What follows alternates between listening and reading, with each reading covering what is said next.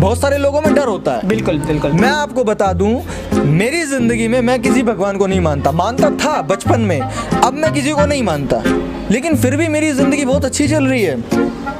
नमस्कार, आदाब, सत श्री अकाल, जय भीम दोस्तों।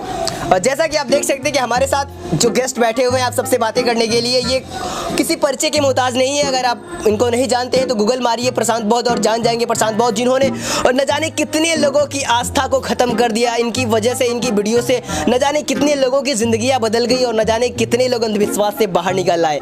तो मैंने सोचा कि क्यों ना आप लोगों से भी इनकी मुलाकात करा दूँ। तो प्रशांत जी, आपको क्या लगता है कि हमारे देश में जो लोग रहते हैं ये पागल हैं जो भगवान को मानते हैं, या वो लोग जो भगवान को नकारते हैं? देखा जाए तो तादाद ज़्यादातर भगवान को मानने वालों की हमारे देश में, और भगवान को न मानने वाले उंगलियों पे गिने जा सकते हैं। तो कौन सही है, उंगलियों पे गिने जाने वाले या जिनकी तादाद ज़्यादा है? देखिए, ना तो कोई सही होता है ना कोई गलत होता है। बिल्कुल। एक नजरिया होता है कि किसी चीज को हम किस नजरिए से देख रहे हैं, उसी के हिसाब से हम चीजों को तय करते हैं। बिल्कुल।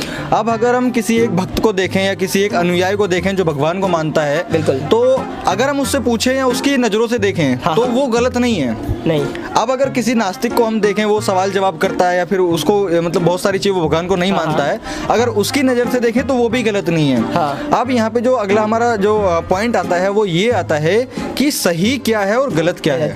लोग नहीं कि कौन गलत है कौन सही, चीज़ क्या सही है क्या गलत है।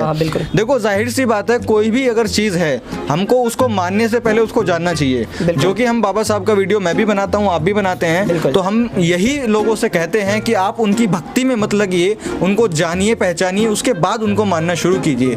लेकिन भगवान के केस में क्या है कि जो ज़्यादातर लोग हैं, जो आप बता रहे थे कि ज़्यादा लोग मानने वालों की संख्या है, वो एक्चुअल में है क्या, वो यही है। क्योंकि देखो, आपको पता है कि हमारा देश जो है जब से आज़ाद हुआ है, तो पहले क्या था कि हमारे देश में जो 85% मूल निवासी थे तो उनको गुलाम बना के रखा हुआ था। तो जाहिर सी बात है उन लोगों की संख्या जो थी वो कम थी।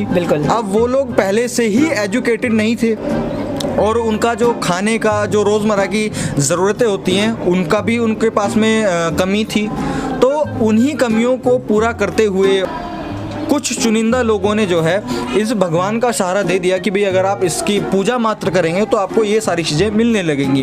अब जैसे जैसे थोड़ा थोड़ा प्रक्रम शुरू हुआ, जैसे जैसे दिन बढ़ते गए, ये प्रक्रम बढ़ता चला गया और आज इस देश के हालात कुछ ऐसे हैं कि आप यहाँ पर बैठकर हमको ये कहना पड़ रहा है कि इस देश में ज़्यादा संख्या जो है वो ऐसे लोगों की है जो भगवान को मानते हैं या फिर आस्था में अपना विश्वास रखते हैं, लेकिन बहुत कम लोग ऐसे हैं जो आस्था में विश्वास नहीं रखते हैं, है ना। तो बस यही चीज़ है कि जो भगवानों का सीन ये है कि भी देखो, जाहिर सी बात है, कॉमन सेंस हमको यूज़ करना है। किसी भी इंसान को, अगर कोई इंसान कोई काम नहीं करेगा, बिल्कुल, तो उसको कुछ भी मिलने से रहा नहीं मिलेगा। चाहे वो दिन रात ही पूजा क्यों ना करता रहे, उसको कोई लाभ, कोई भी चीज़ जो है मिलने वाली नहीं है।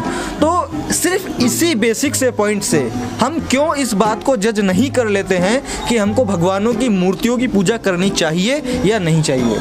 हमको कोई और बड़ा कोई कैलकुलेटेड सॉल्यूशन देखना ही नहीं है। एक सिंपल सी चीज़ है, क्या उस भगवान को पूजा करने से हमें कुछ एडिशनल मिल रहा है या नहीं मिल रहा है, हमको ये देखना है। अगर नहीं मिल रहा है तो भाई क्यों अपना टाइम वहाँ पे वेस्ट कर रहे हो।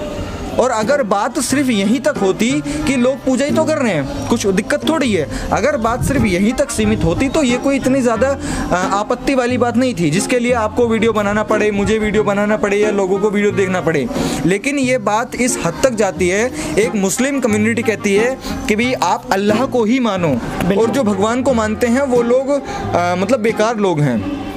भगवान वाले लोग कहते हैं कि आप सिर्फ भगवान को ही मानो, जो लोग अल्लाह को मानते हैं वो आपके दुश्मन हैं। बिल्कुल। तो कहीं ना कहीं क्या हो रहा है कि जिस तरीके से देश आगे बढ़ता जा रहा है, समय आगे बढ़ता जा रहा है, लोग नए नए भगवान क्रिएट करने में लगे हुए हैं, और अब नए नए भगवान क्रिएट करने के बाद पुराने भगवानों को जो लोग मानने वाले हैं उन लोगों में आपस में भिड़ंत करवा रहे हैं, है ना। तो ये चीज़ अगर सिर्फ पूजा तक सीमित होती तो ठीक था, लेकिन ये जो है देश की जो डेवलपमेंट है उसको रोकने का बहुत बड़ा एक काम कर रही है।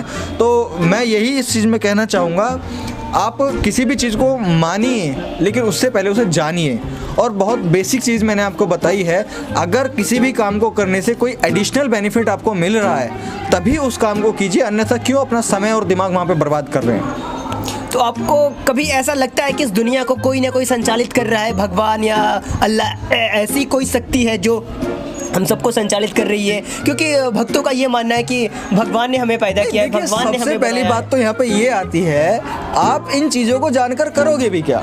हाँ, ये तो बात है। आप एक नॉर्मल जॉब कर रहे हो, आप एक सरकारी नौकरी कर रहे हो, आप ठेला चला रहे हो, आप दुकान लगा रहे हो, और आपको उसकी परवाह पड़ी है धरती का कौन संचालन कर रहा है? मतलब अगर आप पूजा करना छोड़ देंगे तो क्या वो संचालन बंद कर देगा? नहीं। क्या वो ऑक्सीजन बंद कर देगा? नहीं। तो फिर आपकी पूजा की क्या जरूरत है? चलो, अगर आप कहते हो कि इस दुनिया को संचालित किसी ने किया है, इस दुनिया का निर्माण किसी ने किया है, इस दुनिया का ये वो सब कुछ किसी ने किया है, और इसलिए आप उसको मानते हो, तो क्या आपके पूजा करने बंद करने के बाद में वो सब काम बंद हो जाएंगे? बिल्कुल नहीं बंद हो। अगर नहीं, तो क्या जरूरत है फिर उस दिखावे को करने की और उन चीजों की वजह से देश में इतनी गंदगी फैलाने की, है ना? तो ये चीज़ बहुत बेसिक वाली है, क्योंकि लोगों को इसी चीज़ को बता करके बेवकूफ़ बनाया जाता है, एक आम इंसान को। क्यों? क्योंकि जो कुछ चुनिंदा लोग हैं जो धर्म के ठेकेदार बनते हैं, उन लोगों को पता है ये लोग जॉब करते हैं, कोई यानी कि अपनी रोजी रोटी का जुगाड़ करते हैं। अब ये लोग इतना पढ़ने लिखने से तो रहे, इतना रिसर्च करने से तो रहे, तो इसीलिए इन लोगों को ये बता देते हैं कि भी इस भगवान का जो मतलब कोई संचालन कर रहा है, ये सारी चीज़ें, तो ये सब फालतू की चीज़ें हैं। अगर कोई कर भी रहा है तो वो करता रहेगा, चाहे आप उसको पूजो या मत पूजो। यही बेसिक सी चीज़ है इसमें। तो मतलब अभी जो ये धरती पे जो तमाशा हो रहा है कि अल्लाह हमारे हैं, गॉड हमारे हैं, राम के नाम पे लोगों को मार दिया जा रहा है, तो मतलब इसके पीछे आपको ऐसा नहीं लगता कि कहीं ना कहीं कोई दुष्ट दिमाग लोगों का लगा हुआ है, जो लोगों को अंधकार में रखना चाहता है, लोगों को भ्रमित बनाए रखने की कोशिश की जा रही है, लोग भ्रमित रहें, इसके लिए रात दिन वो लोग काम कर रहे हैं? बिल्कुल, जैसे कि अभी आपने देखा होगा कि जो आरएसएस है, आरएसएस संगठन है, जो उसके प्रमुख हैं मोहन भागवत, वो लोग हमेशा ये कहते हैं कि हम इस देश को हिंदू राष्ट्र बनाना चाहते हैं, हिंदू राष्ट्र बनाना चाहते हैं। देखिए, इतिहास की बहुत बेसिक चीज़ आपको मालूम होगी कि पहले भी जो देश है हमारा, वो एक सेकुलर देश था, जिसमें कोई ऐसे ज़्यादा धर्म वगैरह नहीं थे, इतने भगवानों का ज़्यादा इतना कुछ नहीं था, तो उस टाइम पे एक नॉर्मलिटी थी हमारे देश के अंदर में। लेकिन जब से इन लोगों ने ये भगवान आए हैं, उसके बाद फिर अल्लाह का वो हुआ, उसके बाद गॉड आए, उसके बाद ये आए, तो उसके बाद से जो ये न्यूक्लियर बॉम्ब वाली लड़ाई होती है ना, उससे ज़्यादा बड़ी लड़ाई ये मानसिक वाली लड़ाई होती है। क्योंकि एक कहावत है, शायद आप लोगों ने सुनी होगी, कि जो काम बंदूक की गोली नहीं कर सकती ना, वो काम मीठी बोली कर सकती है, और उसी चीज़ का ये लोग फ़ायदा उठाते हैं। आपने देखा होगा बड़े बड़े पंडाल लगे होते हैं, बड़े बड़े विश्व गुरु जो आते हैं वहाँ पर आकर प्रवचन देते हैं, भगवानों के बारे में कथित लीलाएं वो जो है बताते हैं कि इन्होंने ऐसा किया, इन्होंने वैसा किया। हालांकि अगर उन्हें प्रैक्टिकली सोचा जाए तो वो पॉसिबल नहीं है, लेकिन वो बताते हैं, और बड़े अच्छे स्वभाव में एक बैकग्राउंड म्यूजिक के माध्यम से बताते हैं, जिससे कि क्या होता है कि लोगों को ऐसा लगता है कि हाँ, ये जो इंसान बता रहा है यही वास्तविकता है। लेकिन उसके पीछे इनका रीज़न क्या होता है कि आपने देखा होगा, एक जो राजा और प्रजा का जो शासन होता है, बिल्कुल, जो काल होता है, तो उसमें क्या होता है कि राजा जो है प्रजा पे सिर्फ तभी तक जो है राज कर सकता है जब तक प्रजा जो है अपनी बेसिक नीड से फुलफिल नहीं है। क्योंकि अगर प्रजा के पास में सब कुछ होगा तो वो राजा का क्यों सम्मान करेगी, वो राजा की गुलामी क्यों करेगी? तो वही चीज़ क्या है, ये धर्म के ठेकेदार जो लोग हैं, इन लोगों ने क्या किया हुआ है कि भाई हम एक ऐसी चीज़ इन्होंने गाड़ी हुई है कि इंसान को इसकी ज़रूरत हमको महसूस करानी है कि आपको अगर पूजा नहीं करोगे तो आपके साथ में ये चीज़ होगी, अगर ये नहीं करोगे तो ये होगा, ये नहीं करोगे तो ये होगा। अब उसके मालिक हैं वो कुछ पर्टिकुलर लोग, कुछ एक चुनिंदा लोग हैं।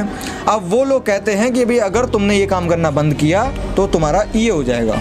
तो इसी वजह से वो लोग एक राजा प्रजा वाला जो है राजतंत्र इस देश में लाना चाहते हैं कि हम कुछ चुनिंदा लोग जो धर्म के ठेकेदार बनते हैं, वो लोग इस देश पे शासन करेंगे, और जो बाकी प्रजा रहेगी उससे वो लोग लाभ उठाएंगे, उनसे गुलामी कराएंगे।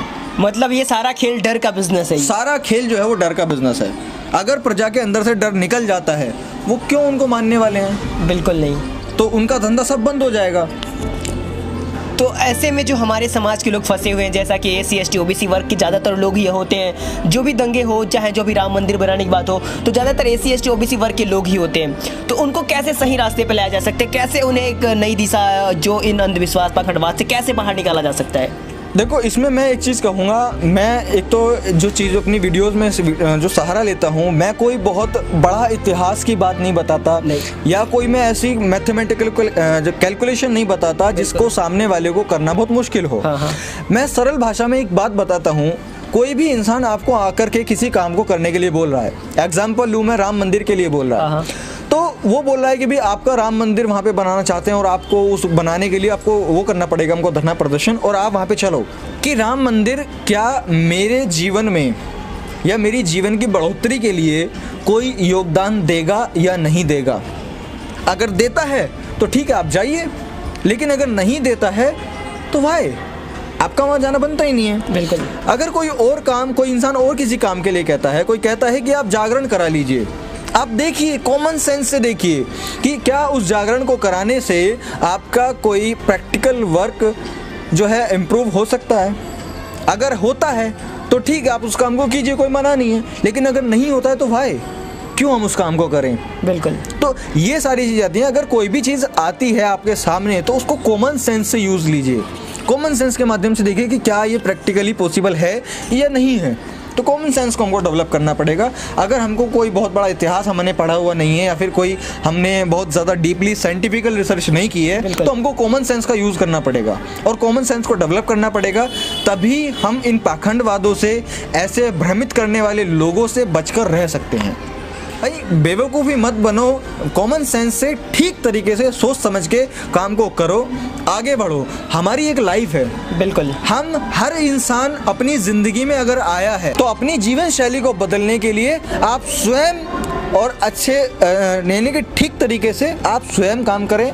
फालतू के पाखंडवाद में या फालतू बेवकूफ़ लोगों के झांसे में मत फंसिए। पाखंडवाद और अंधविश्वास से बहुत दूर रहिए, तभी आपका ज़िंदगी जो है वो बहुत सरलता के साथ में आगे बढ़ सकती है। बहुत सारे लोगों में डर होता है। बिल्कुल बिल्कुल। मैं आपको बता दूं, मेरी ज़िंदगी में मैं किसी भगवान को नहीं मानता था बचपन में, अब मैं किसी को नहीं मानता, लेकिन फिर भी मेरी ज़िंदगी बहुत अच्छी चल रही है। लोग कहते हैं यार फेस्टिवल नहीं मनाएंगे तो एन्जॉयमेंट, मतलब आपको क्या लगता है जो बुद्धिस्ट लोग होते हैं वो खुशी नहीं रहते, वो दुख रहते हैं? भाई एन्जॉयमेंट करने के और भी बहुत सारे तरीके होते हैं। तो आपको सिर्फ कॉमन सेंस के साथ में ये चीज़ें देखनी है, भाई क्या सही है क्या गलत है, और ज़िंदगी को जीना है। आराम से जिए, फालतू के चक्रों में मत पड़िए। बस यही मैं कहना चाहता हूँ लोगों से।